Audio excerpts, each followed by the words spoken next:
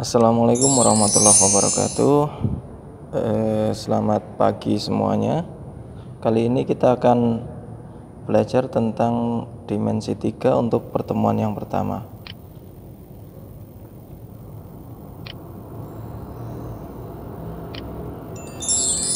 Ya, sebelum masuk ke materi, saya jelaskan dulu peta konsep atau bab pertama ini yang akan kita pelajari apa saja.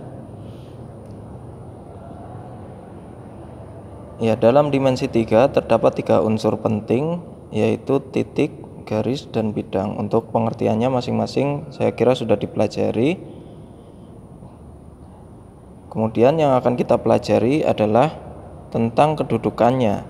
Di dalam kedudukan ini nanti akan dibagi menjadi beberapa bagian kembali. Kemudian setelah kedudukan ada jarak. Kemudian kita juga akan mempelajari tentang sudut. Ya, di dalam kedudukan akan dibagi beberapa poin, yaitu yang pertama titik terhadap garis, kemudian titik terhadap bidang, garis terhadap garis, garis terhadap bidang, dan bidang terhadap bidang. Untuk jarak juga dibagi menjadi beberapa poin. Yang pertama titik terhadap titik, kemudian titik terhadap garis, titik terhadap bidang, garis terhadap garis, garis terhadap bidang, dan bidang terhadap bidang. Untuk sudut itu dibagi menjadi 3 poin saja. Yang pertama yaitu garis dengan garis, kemudian garis dan bidang, kemudian bidang dan bidang.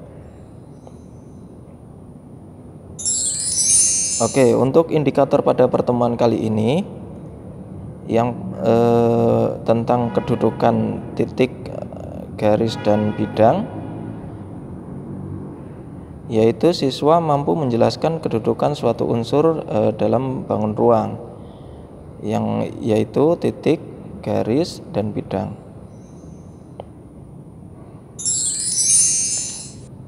Ya, untuk materi pada pembahasan kali ini yaitu kedudukan titik, garis, dan bidang.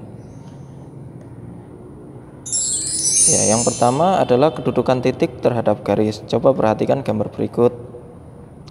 Ya, di sini kita punya 3 titik, yaitu titik A, P, dan Q, serta garis yang kita namakan garis G di sini ya. Ya, titik A itu terletak di luar garis G. Kemudian titik P dan Q itu terletak pada garis G. Jadi untuk kedudukan titik terhadap garis itu dibagi menjadi 2, yaitu terletak pada garis dan terletak di luar garis. Posisinya seperti pada gambar di atasnya. Yang selanjutnya adalah kedudukan titik terhadap bidang. Ya, kita lihat gambarnya. Di situ ada bidang alfa. Kemudian ada suatu garis di situ terdiri dari titik A dan titik B. Kemudian ada titik P.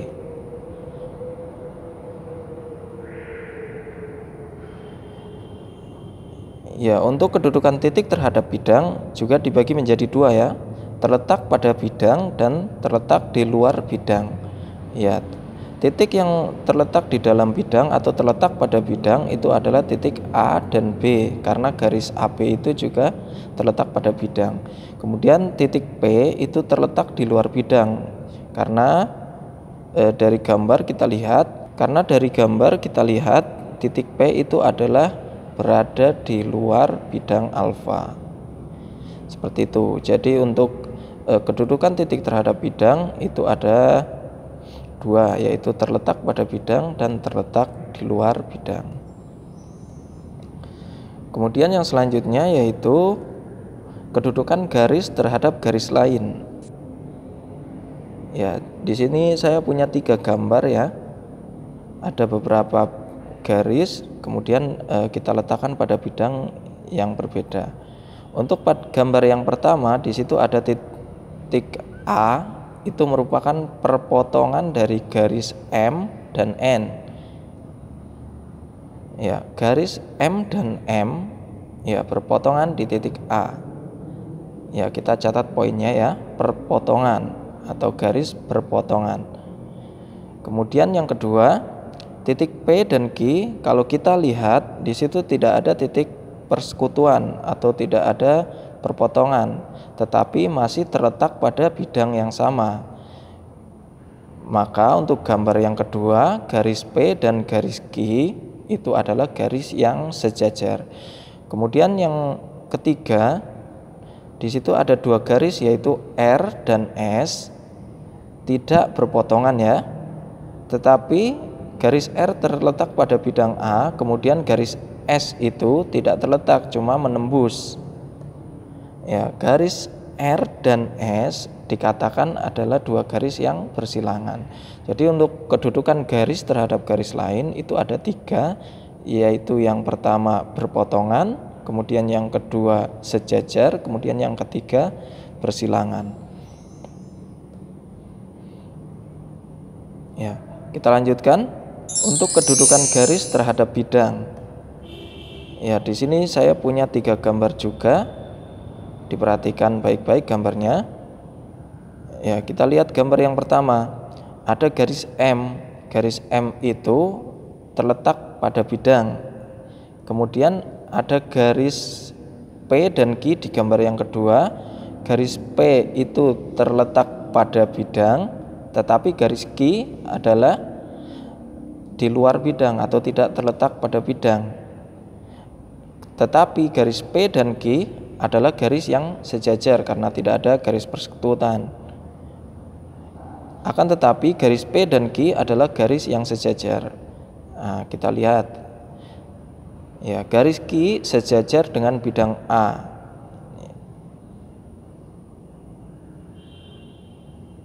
Kemudian yang ketiga, kita lihat garis S. Di situ ada garis putus-putus ya. Itu gambaran kalau garis S itu menembus bidang alfa. Ya, kita menyebutnya ya dari gambar di samping, garis S itu adalah memotong atau menembus bidang A. Jadi untuk kedudukan garis terhadap bidang itu ada 3, yaitu yang pertama terletak pada bidang, kemudian sejajar dengan bidang, kemudian memotong atau menembus. Ya, kemudian yang terakhir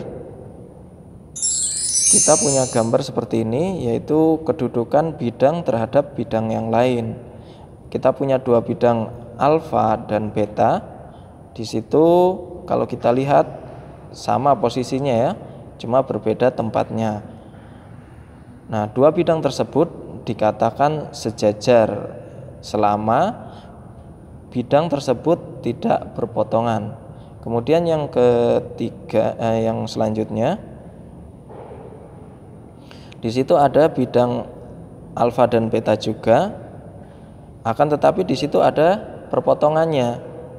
Nah, kalau gambar seperti ini dinamakan bidang yang berpotongan.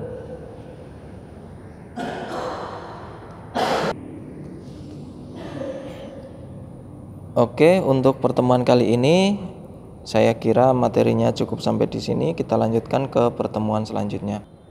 Untuk pertemuan kali ini kita akhiri sampai di sini. Terima kasih atas perhatiannya. Kurang lebihnya saya mohon maaf. Wassalamualaikum warahmatullahi wabarakatuh.